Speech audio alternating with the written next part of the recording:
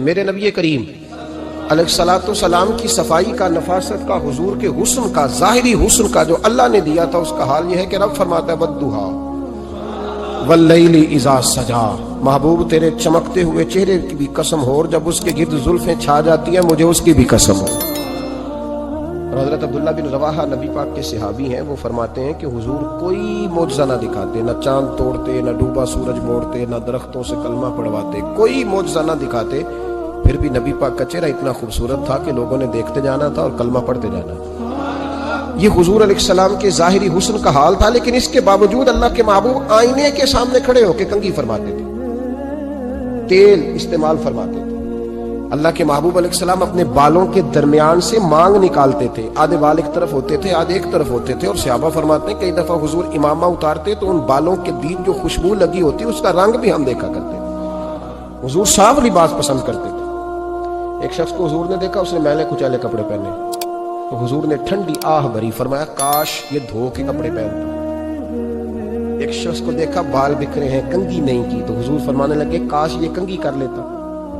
نفاست پسند آدمی پہ نا بوجھ بنتا ہے۔ جو آدمی، آپ کو پتہ ہے کہ امام شافعی تو فرماتے ہیں جمعے والے دن غسل کرنا واجب ہے، مت غسل نہ کرے تو جمعہ ہی نہیں ہوگا۔ اگرچہ ہمارے امام صاحب کے نزدیک سنت ہے۔ یہ سنت کب بنا؟ ایک دن نہ بہت سارے لوگ اپنے اپنے کام سے اٹھے مسجد میں آ گئے، مسجد نبوی میں۔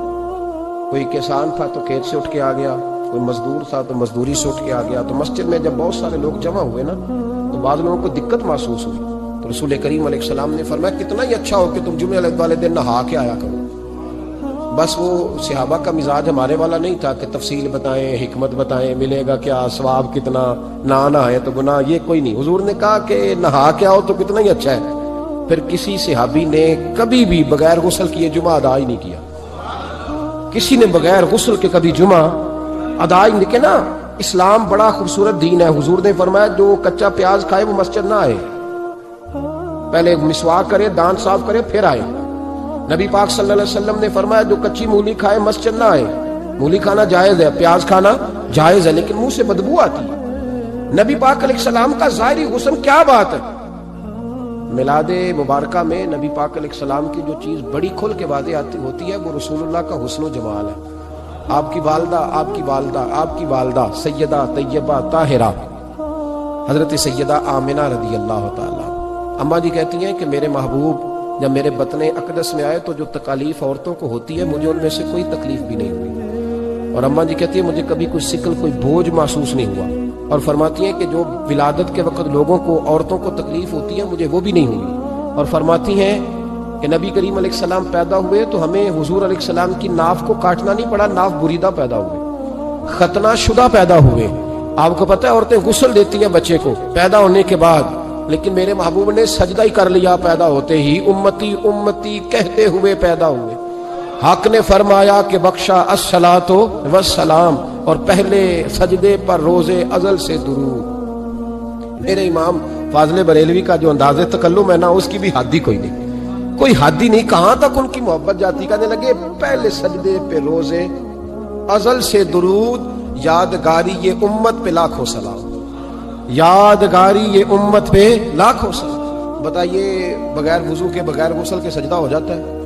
تو حضور نے سجدہ کر کے بتایا کہ اللہ نے مجھے پاک صاف پیدا کیا ہے۔ نبی پاک صلی اللہ علیہ وسلم کی والدہ نے جب یہ باتیں ارشاد فرمائیں تو لوگوں نے پوچھا ان سے کہ اماں جی پھر آپ ایک جملے میں بتائیں کہ ماجرا سارا کیا تھا، آخر ایک ولادت تو ہوئی نا، آپ کے وجود اطہر سے ایک بچہ تو نکلا، تو یہ کیا تھا؟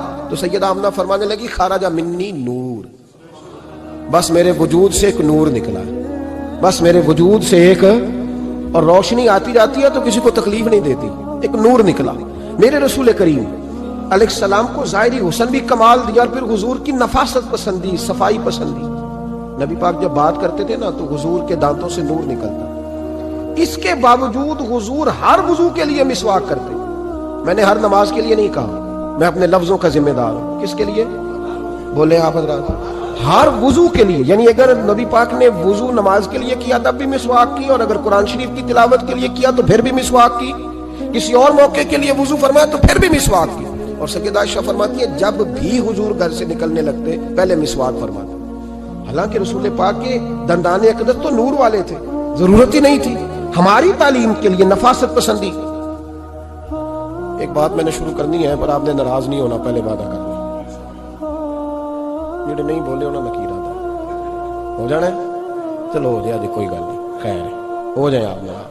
نبی پاک نے بڑی مونچھیں نہیں پسند کی, جو کو اچھی نہیں لگتی. ایک بات پوچھتا ہوں آپ سے, یہ درد دل ہے میرا اور صرف سمجھانے کے لیے عرض کر رہا ہوں, کوئی تنقید نہیں. اللہ تعالیٰ مجھے نیت کا وضو عطا کرے. ایک بات بتانا, اگر بہو کھانا پکا کے لائے اور سالن سے بال نکل آئے تو پھر اس کا کیا حال ہوتا ہے؟ کئی تو بوڑھے پلیٹ اٹھا کے دیوار میں مارتے ہیں, ایسے ہی ہوتا ہے نا, یہ کیا ہے؟ اور اگر کبھی روٹی سے نکل آئے تو بیوی صاحبہ کا کیا حال ہوتا ہے؟ یہ کوئی طریقہ ہے کھانا پکانے کا؟ اور اللہ تعالیٰ معاف کرے, اگر کبھی ہوٹل میں چلے جائیں امیر لوگ 15,000 کا ڈنر کرنے, تو وہاں کسی سالن کی پلیٹ سے بال نکل آئے تو پھر تو پیسے کیا دینے ہیں, پھر تو ان کو اور جرمانہ ہو جاتا ہے. یہ تو سارے بال نکل آئے تو مشکل. اور ویسے بھی جو نفاست ہے نا طبیعت کی, اس پر بوجھ بنتا ہے. بال کھانے میں ہو, آٹے میں ہو, تو بوجھ بنتا ہے. تو بڑی مونچھوں والا دوست, بھائی, بزرگ جب پانی پیے گا تو بال پانی میں جائیں گے کہ نہیں جائیں گے؟ حکیم اور ڈاکٹر کہتے ہیں کہ کینسر کے مرض کا خطرہ ہے. اب باقی بھی راضی نہ ہو, حضور نے بڑی مونچھیں بھی پسند نہیں کی اور چھوٹی داڑھی بھی پسند نہیں کی. حضور نے فرمایا داڑھیاں بڑھاؤ, مونچھوں کو پست کرو, مشرکین کی مخالفت کرو. اور ایک مقام پہ رسول پاک علیہ السلام نے یہاں تک فرمایا کہ جو مونچھیں پست نہیں کرتا وہ ہم میں سے ہے ہی نہیں.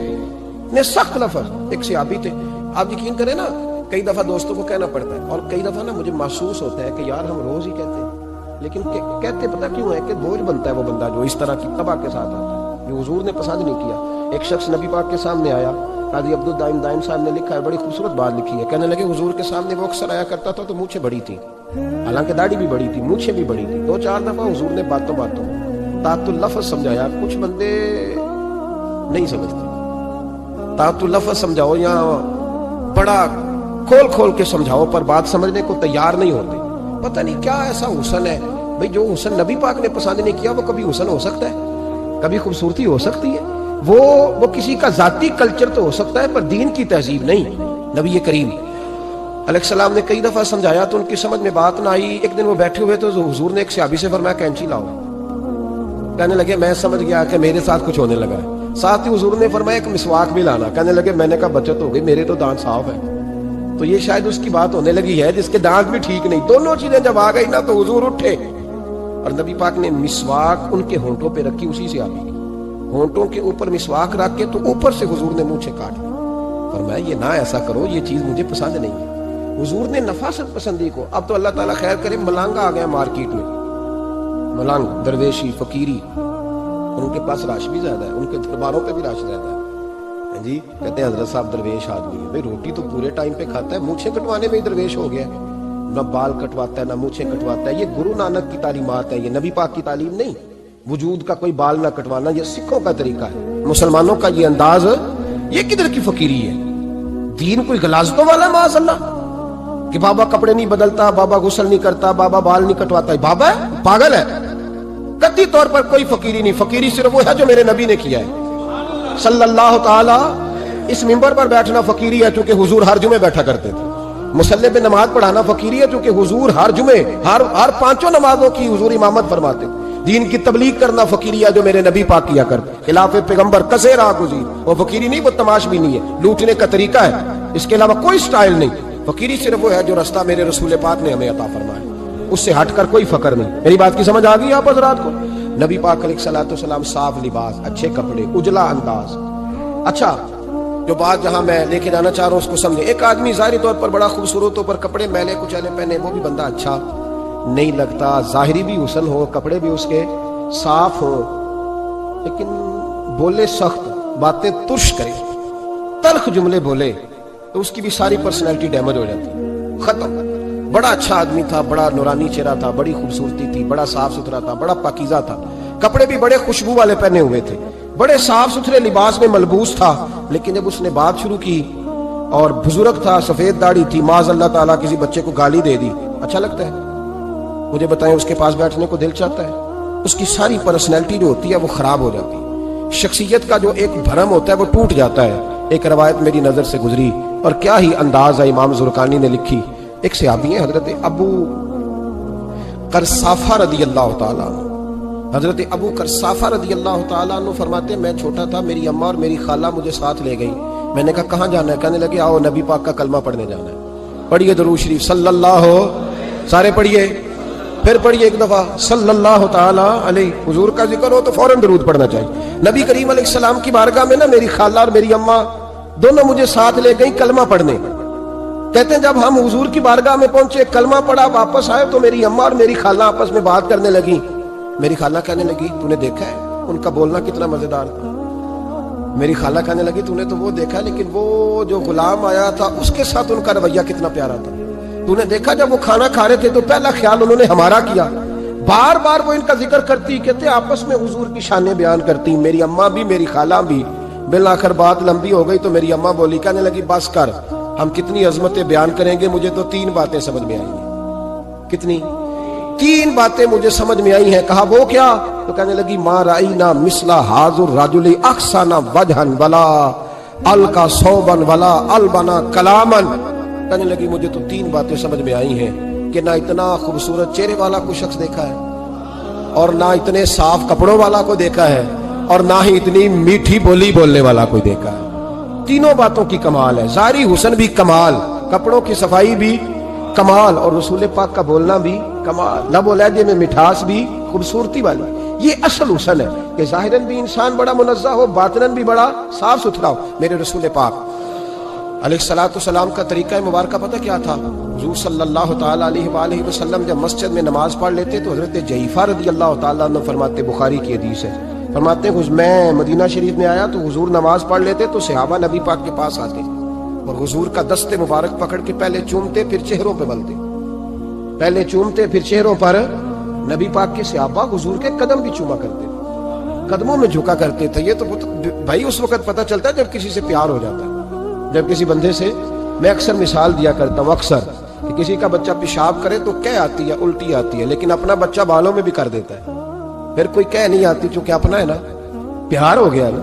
अब वो कैफियत जब किसी से मोहब्बत हो जाती है ना तो कुछ चीजें सिर्फ समझने की नहीं, कुछ चीजें ऐसी होती हैं जो महसूस करने वाली होती। उसने कहा था इश्क एक ढोंग है, मैंने कहा तुझे इश्क हो खुदा करे, फिर कोई तुझे उससे जुदा करे, तू उसे तस्बीहों पे पढ़ा करे, तू उसी का नाम जपा करे, तू गली गली फिरा करे, फिर मैं कहूं कि इश्क एक ढोंग है और तू नहीं नहीं कहा करे, फिर मैं कहूं कि इश्क एक ढोंग है और तू। उसने कहा था इश्क एक ढोंग है तो मैंने कहा तुझे इश्क हो खुदा करे। भाई याद रखो जब जब इंसान को मोहब्बत होती है तो फिर उसके अंदाज बदल जाते हैं, उसके तौर तरीके तब्दील हो जाते हैं। वो मैं अक्सर एक बात कहा करता हूँ, मैं कहता हूँ बच्चा बाहर से बर्गर खा के आ जाता है रात को, अम्मा कहती बेटे रोटी खा लो, कहना तुझे को भी पकाई मैं नहीं खानी, हालांकि बर्गर खा आया है, दूर से खा आया है। तो अम्मा उसको कहती है फिर मैं सवैयां ना बना दूं थोड़ी सी अपने बेटे को, फटाफट चावल ना तुझे उबाल दूं, साथ में बारीक दाल बना देती। कहते नहीं नहीं मेरी मर्जी का पकाते ही नहीं, मैंने नहीं खाना। ऐसे अब अब्बा जो है ना, अब्बा वो अम्मा को समझा रहा, कहता छड़ पर भुख लगेगी तो आप ही खा लेगा, थोड़ा एडी टेंशन है एवं पे तेन सतांदा है। अम्मा क्या कहती है? कहती नहीं मुझे नींद नहीं आ रही, खाएगा तो सुकून आएगा।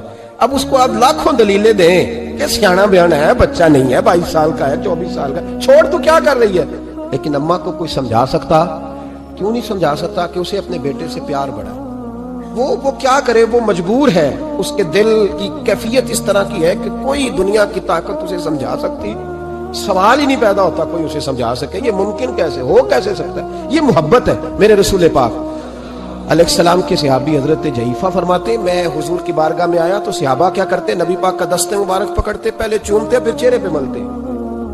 बुखारी है, फरमाते मैंने कहा ये क्या कर रहे हैं? फिर अचानक मेरा भी दिल किया जरा करके तो देखो, वो चीजें चखने पे पता लगता है कितनी मजेदार है। कहते मैं भी करीब गया, हुजूर के दस्ते मुबारक में मैंने हाथ डाला, फरमाते हाथ पकड़ा ही था कि नबी पाक का हाथ बर्फ से भी ज्यादा ठंडा। फरमाते फिर मैंने पकड़ के चेहरे पे मला तो कस्तूरी से ज्यादा खुशबू आ रही थी दस्ते मुबारक। फरमाते अब मेरा छोड़ने को दिल ही नहीं कर रहा, अब मेरी तबीयत नहीं मान रही थी। मेरे नबी करीम अलैहिस्सलाम अल्लाह की दलील है, हर पाकीज़गी, हर हुस्न, हर कैफ अल्लाह ने अपने रसूल को अता फरमाया। दुनिया की जितनी गलाजतें थीं, जब कोई हुजूर के करीब जाता था तो सारी गलाजतें दूर हो जाती। कमा अरसलना फीकुम रसूलन मिनकुम यतलू अलैकुम आयातिना व युज़क्कीकुम। अल्लाह फरमाते हैं मेरे महबूब तुम पर मेरी आयतें पढ़ेंगी और तुम्हें पाक फरमा देंगे। تمہاری ساری ناپاکیاں نبی پاک دور کر دے، ہر غلاظت تم سے دور ہٹ جائے۔ ایک صحابی ہے حضرت شیبہ بن عثمان رضی اللہ تعالی عنہ، وہ کہتے ہیں میرے والد کو اور میرے چچا کو مسلمانوں نے احد میں قتل کر دیا، میرے دل میں بڑا غصہ تھا، بڑا جلال تھا کہ کبھی مجھے موقع ملے تو میں بدلہ لوں گا۔ کہتے فتح مکہ کے بعد نبی پاک علیہ السلام حوازن کی جنگ کے لیے نکلے، مجھے پتا چلا حضور جا رہے ہیں، تو میرے اندر شعلے بھڑک رہے تھے انتقام کے۔ روز میں منصوبہ بندی کرتا، پلاننگ کرتا کہ کسی طریقے سے میں ان تک پہنچوں گا اور بدلہ لوں گا۔ کہتے ہیں نبی کریم علیہ السلام نہ حوازن کے لیے پہنچ چکے تھے، فرماتے میں بھی جنگ میں جا کے شریک ہو گیا، اور میں نے طریقہ اس طرح کا اختیار کیا کہ کسی طریقے میں حضور تک پہنچ جاؤں۔ سمجھ آ رہی ہے میری بات کی؟ نبی کریم علیہ السلام تک کسی طریقے پہنچ جاؤں۔ فرماتے ہیں لڑتے لڑتے، لڑائی کے دو طریقے ہوتے تھے، کبھی تو ایسے ہوتا تھا کہ ایک دو آدمی مل کے آپس میں لڑتے تھے، پھر گمسان کا رن پڑتا تھا، گھمبیر ہو جاتی تھی جنگ، سمجھ نہیں آتی تھی تیر کہاں سے آیا، نیزہ کہاں سے آیا۔ فرماتے جب گمسان کا رن پڑا نا، مجھے موقع مل گیا، میں حضور کے قریب پہنچ گیا۔ حضرت شیبہ بن عثمان رضی اللہ تعالیٰ عنہ کہتے جب میں پہنچ گیا تو میں نے نا دیکھا کہ اب حضور کے قریب لوگ نہیں ہیں۔ فرماتے میں نے نا فوراً تلوار اٹھائی، تلوار اٹھا کے میں حضور کو معاذ اللہ شہید کرنے ہی لگا تھا، ایک نور چمکا حضور کے سامنے۔ پڑھیے درود صلی اللہ علیہ وسلم۔ کہتے ایک نور چمکا، اتنی تیزی تھی اس نور میں کہ میری آنکھیں بند ہو گئی، میرے ہاتھ سے تلوار گر گئی، آنکھیں چندھیا گئی میری۔ فرماتے تلوار میرے ہاتھ سے چھوٹ گئی۔ اب جب وہ روشنی مدھم ہوئی نا تو میں نے دیکھا نبی پاک سامنے کھڑے مسکرا رہے ہیں۔ میں نے کر دیا، آپ نے سن لی، ذرا دیکھو تو صحیح، جو تلوار لہرائے اسے دیکھ کے بھی کبھی کو مسکرایا ہے، جس نے تلوار ہی لہرا دی، جو شہید کرنے ہی لگا تھا، پہنچ گیا تھا۔ لیکن یہ اخلاق میرے رسول پاک کا صلی اللہ اعلیٰ حضرت فاضل بریلوی کا ایک شعر میں نے پڑھا، کئی کچھ چیزیں ایسی ہوتی ہیں جو بس نا وہ آتی تو سامنے ہیں لیکن وہ اتنا لطف دے جاتی ہیں کہ ٹھنڈا ہو جاتا ہے مزاج۔ رات کو میں شعر پڑھ رہا تھا اعلیٰ حضرت کا فاضل بریلوی رحمت، اور میں نے شعر پڑھا تو مجھے اچھا لگا سنانا۔ ایک دوست کو میں نے فون کیا، میں نے کہا یار ذرا شعر تو سن لے، یہ پہلی دفعہ نظر سے گزرا ہے، ابھی سیدھا سادہ لیکن روح تک اتر گیا۔ اعلیٰ حضرت فرمانے لگے نبی پاک کے بارے میں، فرمانے لگے سیدھی سیدھی روش پر کروڑوں درود، سیدھی سیدھی روش پر، بالکل سیدھی ہے حضور کی باتیں، کسی پیچیدگی کی ضرورت نہیں۔ کہنے لگے سیدھی سیدھی روش پر کروڑوں درود، سادی سادی طبیعت پہ لاکھوں سلام، سادی سادی طبیعت پہ سیدھی سیدھی روش پر کروڑوں درود، اور سادی سادی طبیعت پہ لاکھوں سلام۔ میرے نبی کریم صلی اللہ علیہ وسلم مجھے دیکھ کے مسکرائے، اور فرمایا جب حضور مسکرائے نا تو میں نبی کریم علیہ السلام کو دیکھ کے حیران ہوا کہ میں نے تلوار تانی تھی اور حضور نے مسکرانا شروع کیا۔ فرماتے اب حضور نے مجھے بلایا، آواز کے ساتھ نہیں بلایا، حضور نے اشارہ کیا یوں کر کے، فرمایا ادھر آؤ نا۔ فرماتے مجھے اب یہ بھی سمجھ نہیں آئی کہ کس نے مجھے اٹھا کے حضور کے قریب کر دیا۔ فرماتے میں نبی کریم کے قریب گیا تو حضور نے میرے دل پر 3 تھپکیاں دی، ایک تھپڑ ہوتا ہے ایک تھپکی ہوتی ہے، پتہ ہے نا فرق کا؟ ایک تھپڑ کو مارے تو جلال آتا ہے اور تھپکی دے تو پیار آتا ہے۔ کہتے ہیں حضور نے 3 تھپکیاں دی اور دی بھی میرے دل پر، ایک پھر 2 پھر 3۔ کہتے ہیں پہلی تھپکی دی تو میرے اندر سے کفر نکل گیا، دوسری تھپکی دی تو میرے اندر ایمان داخل ہو گیا، اور تیسری تھپکی جب نبی پاک علیہ السلام نے دی تو مجھے ہر چیز سے بڑھ کر رسول اللہ سے پیار ہو گیا، محبت ہو گئی نبی کریم سے۔ آپ فرماتے ہیں اب حضور نے نا فوراً میرے ہاتھ میں تلوار تھمائی، فرمایا پہلے تو ہمارے خلاف لڑ رہا تھا، تلوار پکڑ، اب ہماری طرف سے لڑ، تلوار پکڑ اور لڑ۔ آپ فرماتے میں اتنا لڑا کہ جو حضور کا دشمن سامنے آتا میں گلا کاٹ دیتا، جو آتا میں اس کے ٹکڑے کر دیتا۔ فرماتے پہلے میں باپ کا بدلہ لینے آیا تھا، اور اب میرا یہ حال ہے کہ اگر میرا باپ بھی سامنے آئے گا تو میں اس کا بھی گلا کاٹ دوں گا، لیکن حضور کے قریب کسی کو جانے نہیں دوں گا۔ حضرت شیبہ بن عثمان کہتے ہیں جنگ ختم ہو گئی، حضور خیمے میں گئے، میں بھی گیا، اب نبی پاک لوگوں سے باتیں کر رہے ہیں، حضور لوگوں سے باتیں کر رہے ہیں، میں ایک کونے میں بیٹھا سوچ رہا ہوں کہ میں تو بدلہ لینے آیا تھا، یہ میرے ساتھ ہوا کیا؟ حضور لوگوں سے باتیں کرتے جا رہے ہیں، میں سوچتا جا رہا ہوں کہ میں تو انتقام لینے آیا، یہ کیا معاملہ ہوا؟ کہتے ہیں محبوب نے اچانک میری طرف نظر اٹھائی اور فرمانے لگے شیبہ ایک ارادہ تو نے کیا تھا جو غلط تھا، اور ایک ارادہ میرے رب نے کیا ہے اور تیرے اوپر فضل فرما دیا ہے۔ فرماتے حضور نے اب مجھ سے فرمایا کوئی خواہش ہو تو بتاؤ، مانگ لو کچھ مانگنا ہے تو۔ میں نے عرض کی یا رسول اللہ میری بخشش کی دعا کر، بڑا میرا خوفناک ماضی ہے، میں اسلام کا بڑا دشمن رہا ہوں۔ حضور دعا کر دیں یاد ماضی عذاب ہے یا رب، چھین لے مجھ سے حافظہ میرا، یا رسول اللہ بڑے گناہ ہیں میرے، دعا کر دیں۔ کہتے میں نے دعا کے لیے کہا اور حضور پھر دوسرے لوگوں سے باتیں کرنے لگا، کبھی اس سے کبھی اس سے کبھی اس سے۔ میں سوچنے لگا کہ میری بات کا کوئی جواب نہیں آیا۔ جب 2-3 بار میں نے سوچا تو میرے کریم نے پھر توجہ میری جانب کی اور فرمایا تو نے بخشش کی دعا کا کہا تھا، میں نے سن لیا ہے، رب کریم نے تیری بخشش فرما دی ہے، اللہ نے تجھے بخش دیا ہے، تیری خطائیں رب کریم نے معاف کر دی۔ نبی پاک کے دست مبارک کی برکت، رسول پاک۔ ایک صحابی تھے حضرت فرقد ان کا نام تھا رضی اللہ تعالی۔ پہلے نا میں جب گفتگو کیا کرتا تھا نا تو میں صحابہ کا نام نہیں لیتا تھا، میں کہتا تھا ایک صحابی فرماتے ہیں، کیونکہ صحابہ کے نام مشکل تھے، لوگوں کو یاد نہیں رہتے۔ ایک دن میرے دل میں خیال آیا کہ نام لیں گے نہیں تو انہیں آئیں گے کیسے، چلو خود کسی کو یاد ہو جائے گا۔ تو مجھے اچھا لگا، پچھلی دفعہ میں نے حضرت ساسا بن ناجیہ کا نام لیا تو مجھ سے میرے دوستوں نے کہا ذرا لکھ کے دے کیا نام تھا۔ مجھے خوشی ہوئی کہ یار اگر یہ لفظ کہے جائیں گے تو لوگوں کو دلچسپی ہوگی۔ حضرت فرقد ایک صحابی تھے، اور یہ وہ صحابی ہیں جنہوں نے حضرت عمر کے زمانے میں موصل کا علاقہ فتح کیا تھا، بڑے دلیر تھے، ان کی 4 بیویاں تھیں۔ وہ کہتے ہیں جب بھی یہ گھر میں آتے تو خوشبو اتنی اعلیٰ لگا کے آتے کہ ہم حیران ہو جاتی۔ عورتیں زیادہ تیاری کرتی ہیں نا مردوں سے کہ نہیں، کہ آج کل مرد زیادہ کرتے ہیں۔ چلو میں در چھوڑو، میں اپنی اصلاح کر لوں، تسی دوواں گلاں تے انجن کیتا ہے، اب پتہ نہیں سچ کیا ہے، کون زیادہ تیاری کرتا ہے۔ چلو بیٹھے جو مرد نے، ویسے میرے پاس جو اخباری تراشے ہیں ان میں یہ لکھا ہے کہ آج کل مردوں کے میک اپ پہ زیادہ خرچ آنے لگا، یہ تحقیقی رپورٹ ہے۔ اور پاکستان میں سب سے زیادہ جو اخراجات ہیں وہ میک اپ کے سامان کے۔ پہلے لڑکیاں بیوٹی پارلر جاتی تھی، اب لڑکے بھی جاتے ہیں۔ پہلے صرف دلہن جاتی تھی، اب سارا خاندان جاتا ہے۔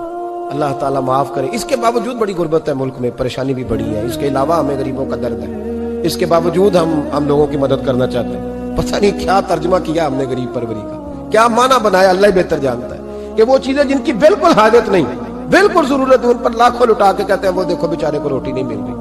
تو بھائی آپ مہربانی کر دے، خالی کنگھی کر لیتے، باقی پیسے غریب کو دے دیتے۔ لیکن چلے معیار ہے نا ہمارا اپنا معیار ہے، اس پر میں جاتا نہیں، بات نہیں کرتا۔ نبی کریم علیہ السلام کے صحابی، ان کی ازواج کہتی ہیں کہ اب عورتیں زیادہ تیاری کیا کرتی تھی، لیکن وہ جب گھر آتے نا تو اتنی خوشبو لگاتے، کہتی ہم چاروں مل کے کوشش کرنے لگی، ڈھونڈنے لگی کہ وہ خوشبو کا پتہ کریں جو یہ لگاتا ہے۔ ہم نے بازار سارے تلاش کر لی۔ عرب کے اندر آج بھی خوشبو کا بڑا شوق ہے اور بڑی مہنگی خوشبو ملتی ہے، کبھی آپ بازار جائیں، کہتی ساری خوشبوئیں لگا لی، تھک گئیں۔ ایک دن چاروں سوتنے مل کے بیٹھی، کہنے لگی ہم نہیں اس کا مقابلہ کر سکتے، آج پوچھ لے کہاں سے خوشبو لگاتا ہے، پوچھ ہی لیتے ہیں، چلو بات ہی ختم ہو جائے، پوچھ لے۔ یہ ہم جتنی مرضی اعلیٰ لگائیں، جب یہ آ جاتا ہے نا، کچھ لوگ میرے محفل ہوتے ہیں، جہاں آ جاتے ہیں وہاں چھا جاتے ہیں، تو یہ جب آتے ہیں تو چھا ہی جاتے ہیں۔ کیا کریں، اس طرح کا میرے محفل ہے، کیا کریں اس کا۔ فرمانے لگی، ایک دن چاروں سوتنوں نے مل کے ان کو بٹھا لیا، کہنے لگی بتاؤ تو صحیح خوشبو کون سی لگاتے ہیں؟ کہنے لگے کوئی بھی نہیں، کبھی لگائی نہیں، آج تک نہیں لگائی۔ تو کہتے ہیں بیویاں کہنے لگی صحابہ تو غلط بیانی نہیں کرتے، پر آپ کیا بات کر رہے ہیں، یہ کیسے ہو سکتا ہے کہ آپ آتے ہیں تو ہم حیران ہو جاتی ہیں۔ فرمانے لگے جس دن کی تم لگی ہوئی ہو نا میری خوشبو کا مقابلہ کر دے، مجھے پہلے دن کا پتہ ہے۔ تو میں نے کہا چلو زور لگا ہی لیں، دیکھ ہی لیتے ہیں کہاں تک بات جاتی ہے تمہارے پاس، جتنا زور لگا لو۔ بہرحال میں اللہ کی قسم اٹھا کے کہتا ہوں کبھی نہیں لگائی۔ تو بیویاں کہنے لگی پھر بتا تو صحیح، تو ایک دلیر آدمی ہے، اور جو دلیر لوگ ہوتے ہیں وہ خوشبوؤں کے اور کپڑوں کے اور ان چیزوں میں زیادہ وقت نہیں لگاتے، ان کے تو مشن اور طرح کے ہوتے ہیں۔ آپ تو مجاہد قسم کے آدمی ہیں، پر ہر وقت خوشبو آتی ہے۔ تو حضرت فرقد رو پڑے، کہنے لگے بیمار ہو گیا تھا، لاچار ہو گیا، حکیموں طبیبوں نے انکار کر دیا، وجود پر میرے آبلے نکل آئے، پھنسیاں بن گئی، ان میں پیپ بھر گئی، بیٹھ نہیں سکتا تھا، اٹھ نہیں سکتا تھا۔ جب تھک گیا نا تو دروازہ رسول پہ چلا گیا، جب تھک گیا طبیبوں کا، تھکایا ستایا حضور کی بارگاہ میں، کہا محبوبہ دیکھے تو صحیح میرا کیا حال ہے۔ حضور ذرا دیکھ کے، چل نہیں سکتا، سو نہیں سکتا، بیٹھ نہیں سکتا، تیرے علاوہ غم کسے بتاؤں۔ کہتے ہیں حضور نے فرمایا 70 ڈھانپ لے، باقی سارے کپڑے اتار دے، 70 ڈھانپ لے۔ کہتے ہیں ٹخنوں سے لے کر ناف تک میں نے 70 ڈھانپ لی، باقی سارے کپڑے اتارے۔ حضور کیا کریں گے؟ فرماتے ہیں نبی پاک نے دست مبارک اٹھایا، برف سے ٹھنڈا، کستوری سے زیادہ مہکنے والا، فرماتے ہیں پورے وجود پر میرے حضور نے دست مبارک ایک دفعہ لگا دیا، اب جدھر جدھر سے گزرتا ہوں ساری دنیا خوشبو سے بھر جاتی ہے۔ یہ نبی پاک کا دیا ہوا نور ہے، یہ حضور کی عطا کردہ شفا ہے، یہ رسول پاک کے حسن کی خیرات ہے۔ ایک شاعر نے ایک فکرہ کا کمال کر دی، کہنے لگا ظلمت کو ان کے نور نے کافور کر دیا، جس پر پڑی نظر اسے بھی نور کر دیا۔ رسول پاک علیہ السلام کے دست خیر میں وہ برکات تھی۔ حضور حسن کی دو قسمیں ہوتی ہیں، ایک حسن ہوتا ہے ملمہ سازی والا، بیوٹی پارلر والا، ایک حسن ہوتا ہے باطن کا۔ بچے پتہ کیوں خوبصورت ہوتے ہیں؟ اس پر علماء مناطق نے بحث کی ہے، محدثین نے لکھا ہے۔ بچہ گدھے کا بھی ہو تو پیارا لگتا ہے، چھوٹا بچہ اگر اس کا رنگ بہت گورا نہ بھی ہونا، صرف چھوٹا ہو وہ پیارا لگتا ہے، اس میں ایک جاذبیت ہوتی ہے۔ اس پر ہمارے مفسرین نے، محدثین نے، علماء مناطق نے ایک بحث کی ہے۔ وہ کہتے ہیں اصل بات یہ ہے کہ بچے جھوٹ نہیں بولتے، بددیانتی نہیں کرتے، دھوکہ نہیں کرتے۔ یہ جو اندر کی عیاریاں ہوتی ہیں نا، چہرہ بھی خطرناک کر دیتی ہیں، اور جب اندر حسن ہوتا ہے تو باہر بھی حسن ہی ہوتا ہے۔ بچے میں کوئی مکاری عیاری نہیں ہوتی، فساد نہیں ہوتا، نیت میں فطور نہیں ہوتا، کسی کو لوٹنے کا ارادہ نہیں، کسی کو شیشے میں اتارنے کا پروگرام نہیں بتاتا۔ بچہ چرب زبان نہیں ہوتا، اس کو طریقہ نہیں ہوتا، وہ لوگوں کو قائل کرنے کے ہر وقت دوڑتا نہیں، الٹی سیدھی گیمیں نہیں چلاتا، کیونکہ اندر حسن ہوتا ہے تو وہ حسن اس کے چہرے پر معصومیت بن گیا۔ سمجھ آ رہی ہے میری بات کی؟ اس کی دلیل میرے رسول پاک علیہ السلام نے بخاری میں فرمایا اللہ کا ولی وہ ہے جس کا چہرہ دیکھو تو اللہ یاد آ جائے۔ اب یہاں یہ نہیں فرمایا گورا چٹا ہو، خوبصورت ہو، بس اس کے چہرے میں معصومیت ہوتی ہے، وہ سچا ہوتا ہے، وہ کھرا ہوتا ہے، اس کا حسن چہرے پہ آتا ہے۔ میرے رسول کریم علیہ السلام کا جو حسن تھا نا، وہ اندر کی صداقت کی روشنی تھی، وہ اندر کے کیف کا نور تھا جو حضور کے چہرے پر عیاں ہوتا تھا۔ اس لیے نبی پاک کا چہرہ جو تھا وہ آنکھیں چدھیاتا نہیں تھا، بلکہ آنکھوں کو اچھا لگتا تھا۔ شاہ عبد الرحیم صاحب محدث دہلوی شاہ ولی اللہ صاحب کے والد ہیں، اور ہمارے بر صغیر پاک و ہند میں جتنے بھی مسالک ہیں یہ سارے شاہ ولی اللہ صاحب کے شاگرد بنتے ہیں۔ وہ کہتے ہیں میرے ابا جی نے خواب دیکھا اور خواب میں انہیں رسول اللہ کا دیدار نصیب ہوا۔ تو نبی کریم علیہ السلام کی بارگاہ میں شاہ ولی اللہ صاحب کے ابا جی کہنے لگے حضور ایک بات بڑی اڑ گئی ہے میرے دل میں، بڑی، تو کتابوں سے جواب نہیں ملا، آج رب کریم نے موقع دیا ہے اس سوال کا جواب۔ تو عبد الرحیم پوچھو کہ یا رسول اللہ حضرت یوسف کا حسن دیکھ کے لوگوں نے انگلیاں کاٹ لی، پر آپ کو تکنے والے تکتے ہی رہے، کوئی بھی ہوش نہیں ہوا، کسی نے انگلی نہیں کاٹی۔ تو کہتے محبوب نے فرمایا عبد الرحیم رب کریم نے اپنی غیرت کے ساتھ میرے حسن پر 70,000 پردے ڈالے، یہی بہتر ہے کہ پردوں میں وہ پردہ پوش رہے، وہ اگر پردے اٹھا دے تو کسے ہوش رہے۔ فرمایا 70,000 پردوں میں چھپا ہوا حسن ہے، ورنہ کسی کی طاقت تھی کوئی بات کر سکتا، جرت تھی کسی شخص کی؟ میرے حبیب پاک سید عالم حضرت عبداللہ ابن سلام رضی اللہ تعالیٰ عنہ اہل یہود کے بڑے عالم تھے، فرماتے میں تورات زبور انجیل کا جاننے والا تھا۔ جس دن حضور مدینہ طیبہ ایک اسوا نامی اونٹنی پر بیٹھے تھے، میں حضور سے مناظرہ کرنے، بحث کرنے آیا، میرے ساتھ میرے شاگرد تھے، ارادہ تھا بحث کروں گا، نبی پاک کو بڑے معاذ اللہ کڑوے کڑوے سوال کروں گا۔ کہتے ہیں حضور بیٹھے تھے اسوا نامی اونٹنی پہ اور گردن مبارک جھکی ہوئی، ہونٹوں پر حضور کے زیر لب ہلکی سی مسکراہٹ تھی۔ نبی پاک تھوڑا بولتے تھے پر جتنا بولتے تھے وہ دلوں میں اترتا جاتا تھا۔ فرماتے میں جب گیا نا، میرے شاگرد ساتھ تھے، مناظرہ کرنے گیا، مناظرہ شاگرد ساتھ تھے، فرماتے میں بڑے سوالات تیار کر کے گیا، پر حضور گھوڑے پہ بیٹھے تھے۔ دو باتیں میں نے سنی، حضور نے فرمایا رشتہ داروں سے اچھا سلوک کرو، اپنے غلاموں کا خیال کرو۔ کہتے ہیں وہ شاگرد مجھے دھکے دینے لگے، کہنے لگے چلو استاد جی آگے ہو، کرو سوال، چلو نا آگے بڑھو نا آگے۔ یہ کئی دفعہ نعرے لگانے والے بھی مروا دیتے ہیں نا، چلو نا چلو آگے، چلو بڑھو آگے، کرو بات، آؤ نا۔ کہتے میں ذرا آگے بڑھا، دھکا دیا انہوں نے۔ فرماتے میں آگے بڑھا اور میں نے قریب محبوب کے قریب جا کے کہا حضور مجھے کلمہ پڑھا دے، میں مسلمان ہونے آیا۔ یعنی عام آدمی تو قائل ہو جاتا ہے عالم اور تورات زبور انجیل کا جاننے والا، حضور کلمہ پڑھائیں۔ کہتے میں واپس آیا نا کلمہ پڑھ کے، تو شاگرد کہنے لگے استاد جی آپ تو مناظرہ کرنے آئے تھے، یہ کیا ہوا؟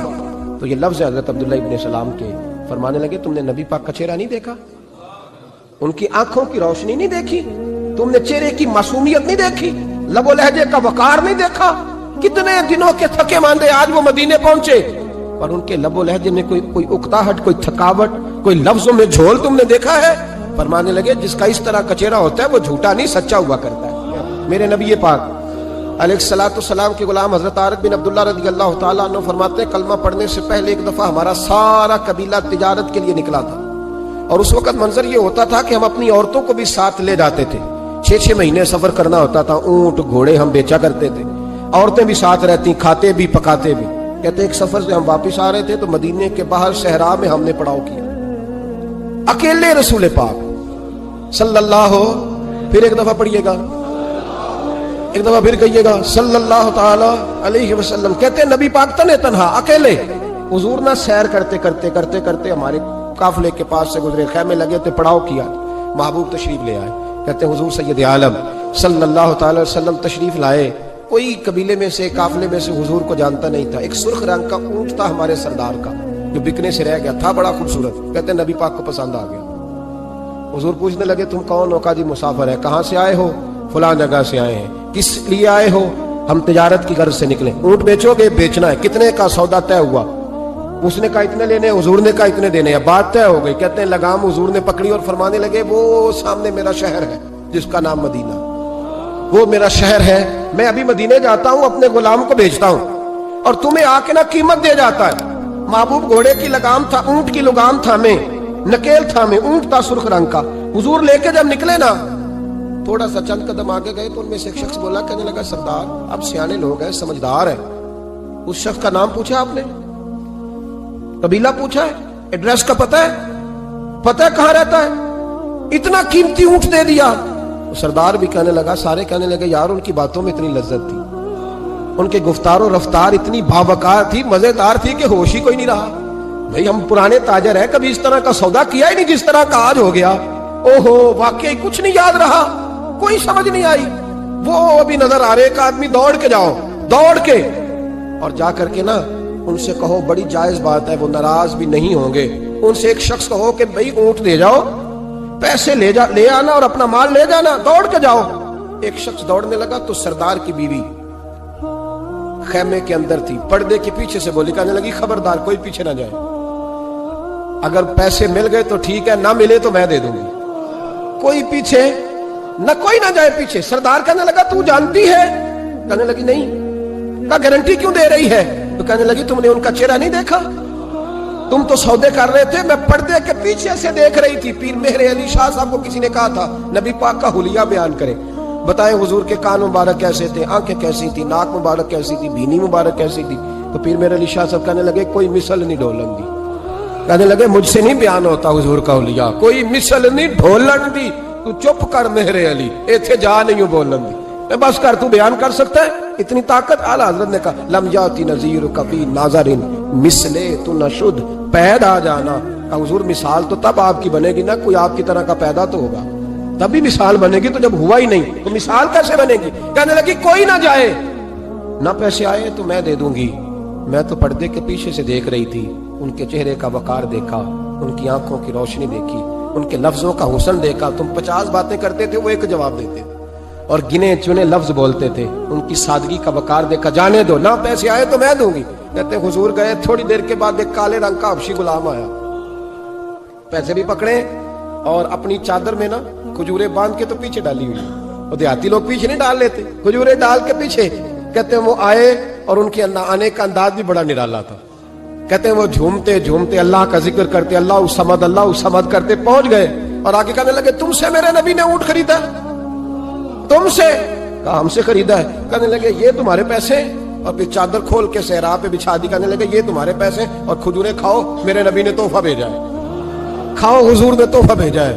تو وہ سردار کی بیوی اوٹ ہٹا کے کہنے لگی وہ کالے رنگ کے حبشی غلام, انہیں کھجورے کھلا اور مجھے اس عزت والی ماں کا نام بتا جس کے گھر میں ایسا لال پیدا ہوا.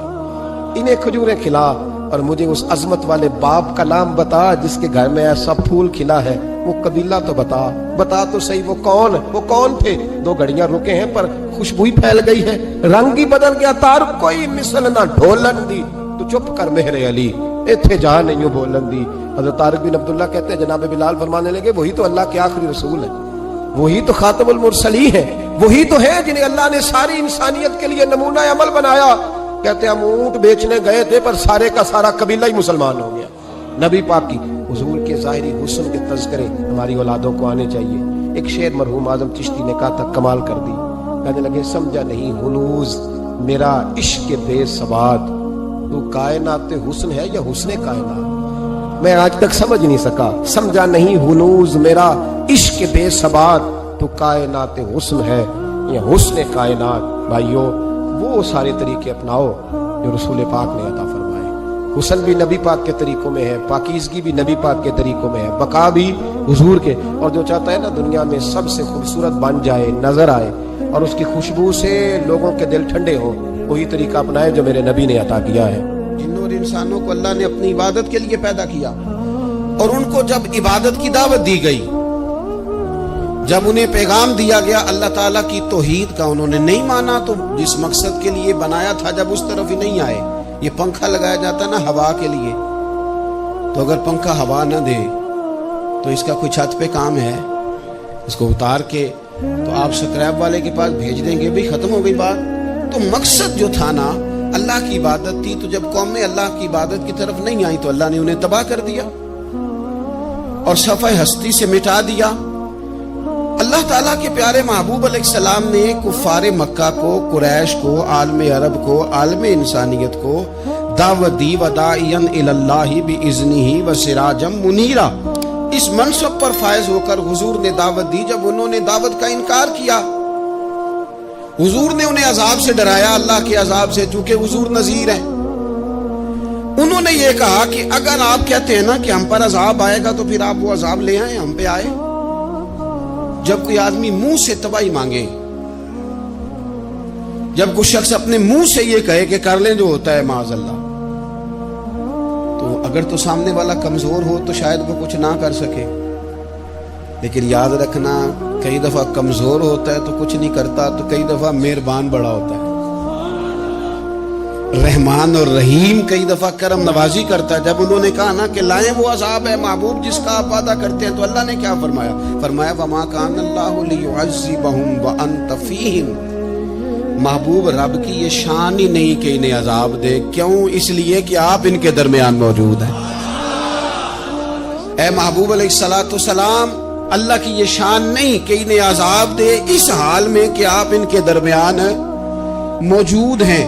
आप मेरी बात को समझेंगे, गौर करेंगे कि काफिरों के दरमियान अगर हुजूर मौजूद हो तो अजाब नहीं आता, तो कयामत में जब हुजूर मोमिनों के बीच मौजूद होंगे, मुझे कह लेने दो ना कि असा जेहां गुनाहियां दा जदों आमाल नामा फरोल होवे, फिर जर्रे जर्रे ने सामने आ जाना है, जो जो मुंह थी बोलिया बोल होवे। असा भी कोल हुजूर दे बैठ रहने, लख अमल तरकड़ी तोल होवे, ओदे कोलों भी रब ने हिसाब लेना है जेड़ा बैठा ही मुहम्मद दे कोल हो सल्लल्लाहु ताला अलैहि वसल्लम। ओदे कोलों भी रब ने हिसाब लेना है जेड़ा बैठा ही मुहम्मद दे कोल होवे, जिसको कहते हैं कयामत हश्र, जिसका नाम है, जिसको कहते हैं कयामत हश्र, जिसका नाम है। तेरे दीवानों के लिए वो दिन तो जश्न आम है। ज़ियारत होगी ना हुजूर की, तेरे दीवानों के लिए वो दिन तो जश्न।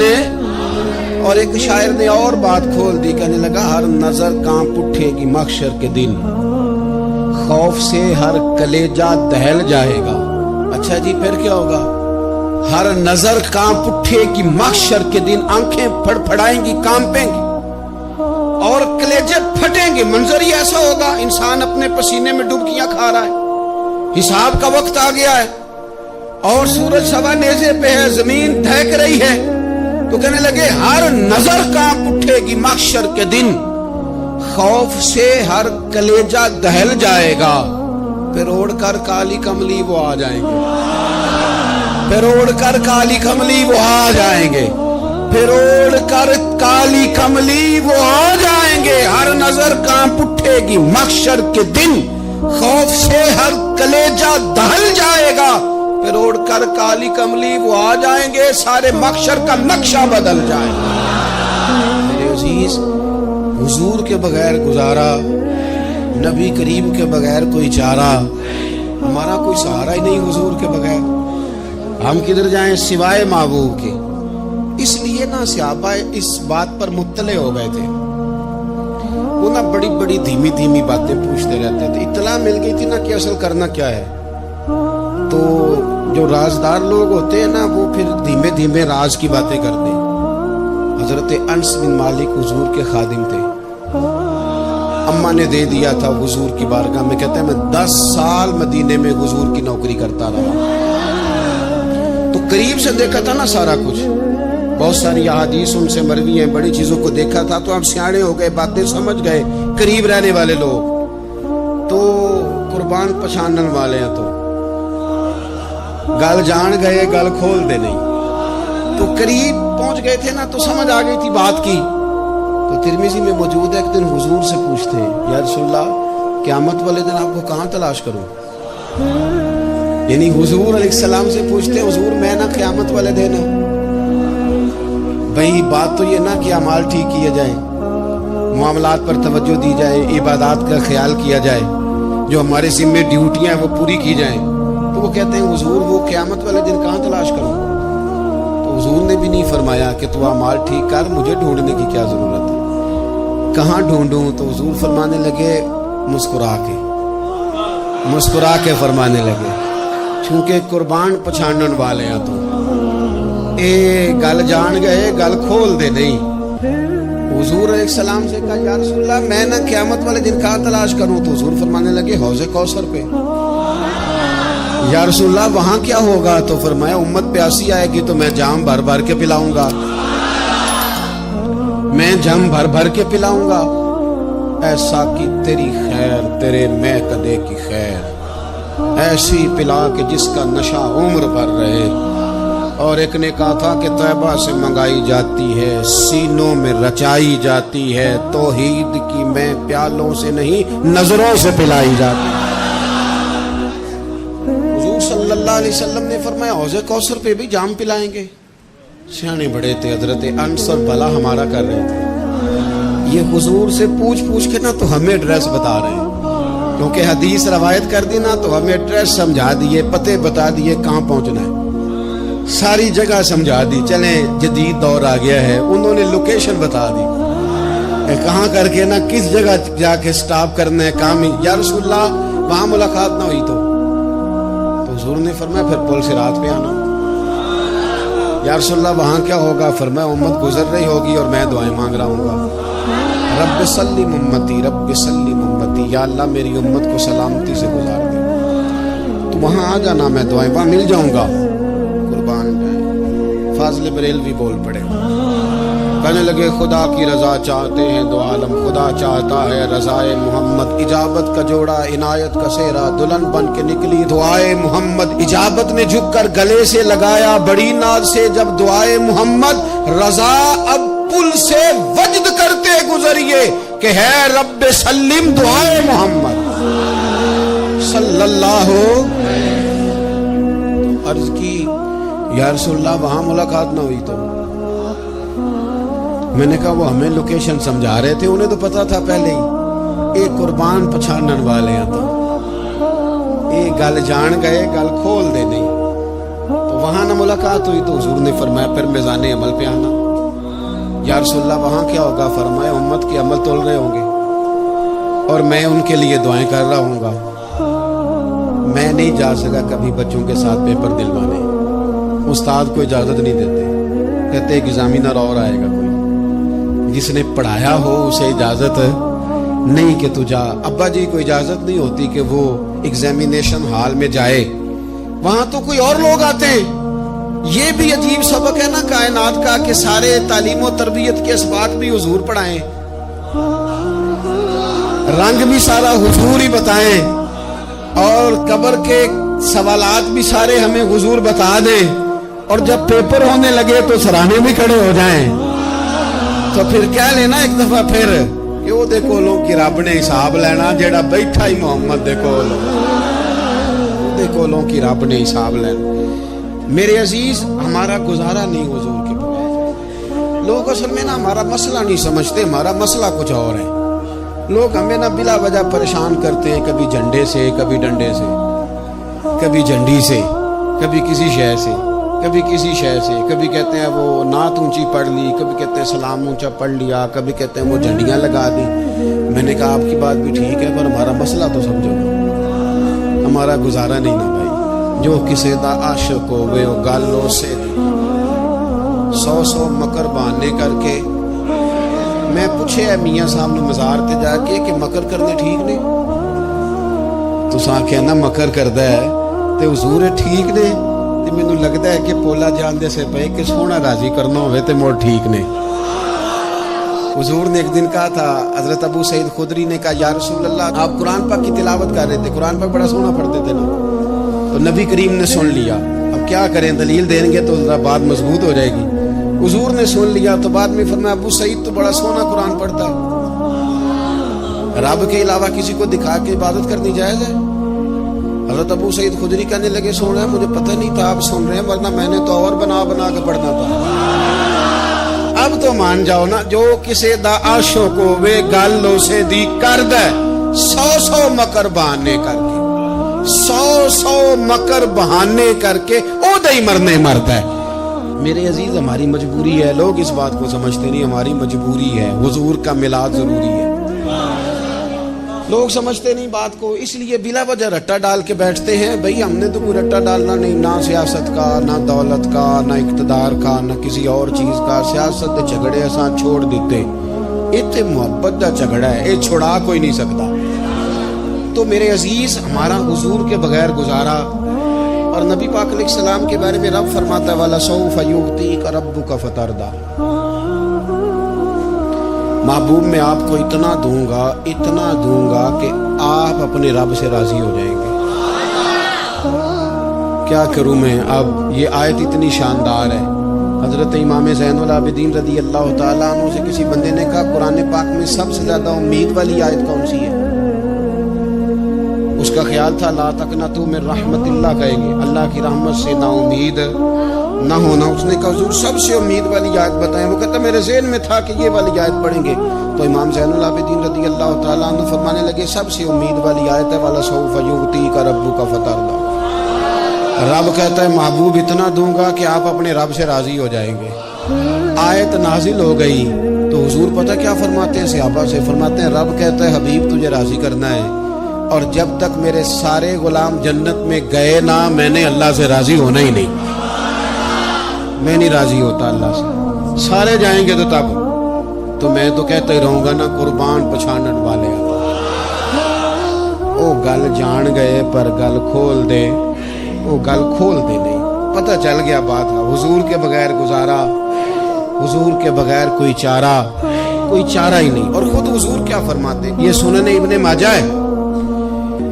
میرے رسول پاک صلی اللہ تعالی علیہ وسلم ارشاد فرماتے، حدیث کے راوی حضرت ابو موسیٰ اشعری رضی اللہ تعالیٰ عنہ، حضور فرماتے کہ اللہ نے مجھے اختیار دیا. یا رسول اللہ کس بات کا؟ فرمایا رب نے اختیار دیا میں چاہوں تو آدھی امت بغیر حساب کے جنت چلی جائے، اور میں چاہوں تو اللہ سے اختیار لے لوں کہ یا اللہ مجھے شفاعت کا حق دے، میں سفارش کرتا جاؤں اور تو انہیں معافی دیتا جائے. یہ مجھے اختیار دیا اللہ تعالیٰ نے. تو حضور کیا فرماتے ہیں؟ فرماتے ہیں وہ آدھی امت والا سودا نہیں میں نے قبول کیا. میں نے نہ شفاعت لی ہے کیونکہ یہ عام تر ہے اور یہ کفایت کرنے والی ہے، یہ عام بھی ہے اور کفایت کرنے والی بھی ہے. اور حضور نے یہ لفظ کہے، یہ سنن ابن ماجہ کتاب الزہد دیکھیے گا، اس میں روایت مل جائے گی. حضور فرماتے ہیں یاد رکھو تمہارا کیا خیال ہے کہ میری یہ شفاعت پرہیزگاروں کے لیے؟ خود جملہ استفہامیہ سے بات کرتے ہیں. تمہارا کیا خیال ہے کہ میری یہ شفاعت جو قیامت میں سفارش کروں گا تو پرہیزگاروں کی کروں گا؟ حضور فرماتے ہیں نہیں، میں قیامت میں گناہگاروں کی سفارش کروں گا. میں گناہگاروں کی سفارش کروں گا، گناہگاروں کے لیے عرض کروں گا اللہ کی بارگاہ میں. کچھ دن پہلے میں کہیں پڑھ رہا تھا کسی کا مضمون، اس نے تشبیہ کس طرح کی دی ہے مجھے پتہ نہیں، لیکن لکھ دی بات. کہنے لگے ایک وکیل ہوتا ہے، ایک شفیع ہوتا ہے. ایک وکیل ہوتا ہے، ایک حضور وکیل نہیں ہمارے، حضور ہمارے شفیع ہیں، شفاعت کرنے والے. وکیل یہ کہتا ہے جج صاحب سے کہ یہ جس کا میں وکیل ہوں نا اس نے نا غلطی کوئی نہیں کی، اسے معاف کر دیں. وکیل یوں بحث کرتا ہے، کہتا ہے اس نے کیا ہی نہیں، جرم معاف کرے. اور جو شفیع ہوتا ہے نا وہ کہتا ہے مالک اس نے سارے کیے، تو میرے آنے کی لاج رکھ اور اسے معاف کر دے. یہ وکیل اور شفیع کا یہ فرق ہوتا ہے کہ شفیع کہتا ہے سونیا سارے کیے ہیں، بڑے بڑے پاپ کیے ہیں، پر میں جو آ گیا تو مہربانی کرنا معافی دے دے. میرے عزیز حضور کے بغیر کہیں بھی گزارا نہیں ہے. ہم نے نا جب یہ بات سمجھ لی، اور پتہ ہے نبی کریم صلی اللہ علیہ وسلم نے آگے بڑھ کے خود بھی کئی مقامات پر اس بات کو کھول کر مختلف انداز میں بیان کیا۔ حضرت عبداللہ ابن عباس رضی اللہ تعالیٰ عنہ کی روایت آپ دیکھ لیں، یہ آپ کو مستدرک میں ملے گی۔ حضور صلی اللہ علیہ وسلم فرماتے ہیں قیامت کے دن اللہ تعالیٰ انبیاء کے لیے نور کے ممبر بچھائے گا، ہر نبی ممبر پہ بیٹھ جائے گا، ہر پیغمبر علیہ السلام اپنے ممبر پہ جلوہ فروز ہو جائیں گے، ہر پیغمبر۔ لیکن حضور فرماتے ہیں میرا ممبر خالی ہوگا۔ یا رسول اللہ صلی اللہ تعالی علیہ وسلم آپ کا ممبر کیوں خالی ہوگا؟ حضور فرماتے ہیں میں ممبر چھوڑ کے رب کی بارگاہ میں کھڑا ہو جاؤں گا، اور اس ڈر سے کھڑا ہو جاؤں گا کہیں ایسا نہ ہو کہ میں جنت میں چلا جاؤں اور میری امت رہ جائے۔ میں اپنی امت کی سفارش کروں گا، رب میری امت کی سفارش قبول کرے گا۔ فرماتے ہیں میں اتنی سفارش کروں گا، اتنی سفارش کروں گا کہ جہنم کا دروغہ مجھ سے کہے گا کہ محبوب کمال ہو گئی، آپ نے تو اپنا کوئی غلام دوزخ میں رہنے نہیں دیا، سارے آپ نے نکال دیے۔ کسی شاعر نے بڑی خوب بات کی تھی، اس نے کہا تھا کہ یاد رکھو قیامت کا جو دن ہے نا، یہ قیامت کا دن دراصل ہمارا وقت ہوگا خاص، جب ہم نبی پاک صلی اللہ علیہ وسلم کی بارگاہ میں جائیں گے تو ہمیں سمجھ آ جائے گی کہ دنیا میں ہم نے کئی دوستیاں لگائی تھی پر جھوٹی لگا بیٹھے، ایک دوستی سچی ہے جو مدینے والے کی ہے۔ وہ کہتے ہیں محمد بوٹیا جھوٹا ہی جاگ سارا، اے سچیاں مدینے والے دیاں یاریاں، سچیاں مدینے والے دیاں۔ تو نبی پاک صلی اللہ علیہ وسلم کے بغیر نہ دنیا میں گزارا ہے، نہ قبر میں گزارا ہے، نہ آخرت میں گزارا ہے۔ اب ایک سبق ہے، وہ سبق بھی آپ نے ضرور یاد کرنا ہے۔ جس شخصیت کے بغیر ہمارا گزارا نہیں، نہ قبر میں، نہ حشر میں، نہ پل صراط پہ، نہ میزان عمل میں، نہ حوض کوثر پہ، تو ہمارا ان کے بغیر دنیا داری میں گزارا کیسے ہو جاتا ہے؟ ہمارا تجارت بھی حضور سے سیکھے، گھرداری بھی حضور سے سیکھے، شادی بیاہ کے طریقے بھی حضور سے سیکھیں۔ جب گزارا نہیں حضور کے بغیر تو پھر زندگی کے سارے سلیقے حضور سے سیکھیں۔ پھر ادھر ادھر جانے کی ضرورت ہے، حضور کی سیرت کو پڑھیں، سوانے کو پڑھیں، حیات مبارکہ کا مطالعہ کریں۔ یہ جو ہم میلاد کا جلوس لے کے نکلتے ہیں نا، جب ہم نے نا بہت ساری چیزوں کو سطحی سا سمجھ لیتے ہیں معاذ اللہ بعض اوقات۔ یہ جب ہم میدان میں نکلتے ہیں نا میلاد کے جلوس میں، حضور کے نام کا نعرہ لگاتے ہیں، تو ہم نہ للکارتے ہیں اس نظام کو جو نظام حضور سے پہلے تھا۔ امیر غریب کی تقسیم تھی، ذات برادری کی تقسیم تھی، چھوٹے بڑے کی تقسیم تھی، گورے کالے کی تقسیم تھی۔ ہم جب میدان میں نکل کے نعرہ لگاتے ہیں تو ہم اس نظام کو للکارتے ہیں، ہم کہتے ہیں وہ نظام نہیں چلے گا، حضور کا میلاد ہو گیا ہے۔ اب نظام وہ ہے کہ جس پلیٹ میں ابو بکر صدیق کھانا کھائیں گے اسی میں بلال حبشی بھی کھائیں گے۔ اب نظام وہ ہے کہ اگر غریب آدمی جرم کرے گا تو سزا ملے گی، تو اگر گورنر کا بیٹا جرم کرے گا تو سزا اسے بھی ملے گی۔ اب حضور کا نظام آ گیا، ہم اس نظام کی طرف بڑھتے ہیں۔ اپنے آپ کو حضور کے قدموں کی طرف مائل کریں۔ میلاد صرف 1 سے 12 ربیع الاول تک نہیں، میلاد سارا سال ہے، ذکر میلاد سارا سال ہے، میلاد کی محفل سارا، اور میلاد صرف مسجد میں نہیں، گھر میں بھی ذکر میلاد، دکان میں بھی ذکر میلاد۔ ذکر میلاد سے مراد حضور کی تعریفیں، نبی پاک کی شانیں، حضور کی باتیں، آ میرے دل آمنہ کے لال کی باتیں کریں، چہرہ والشمس کے اجلال کی باتیں کریں، اپنی طبیعتیں حضور کے ساتھ لگائیں، اپنے آپ کو حضور کے قدموں سے وابستہ کریں اور عشق کریں نبی پاک سے۔